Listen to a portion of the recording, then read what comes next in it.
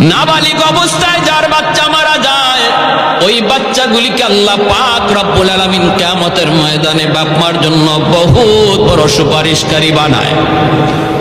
বাচ্চাগুলি আল্লাহর কাছে ডাক দেয়া কয়, মালিক, ও মালিক, তুমি আমারে দুনিয়াতে পাঠাইছো, পাঠানোর সময় আমার মা কত কষ্ট করছে, জান বের হয়ে যায় অবস্থা।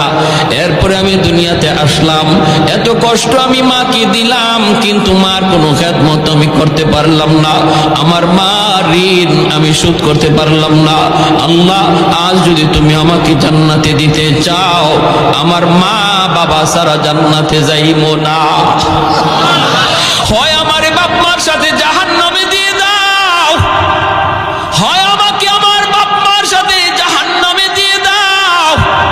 রব্বুল আলামিন তখন বলে, বান্দারে, আমি আল্লাহর আদত হচ্ছে জাহান্নামীকে জান্নাতে দেওয়া, কিন্তু কোন জান্নাতীরে জাহান্নামে দেওয়া এটা আমার আদত না। বান্দা, তুমি তো জান্নাতি, তোমাকে আমি জাহান্নামে দিতে পারি না, ঠিক আছে, নেও, তোমার সুপারিশে বাপ মারেও জান্নাত দিয়া দিলাম।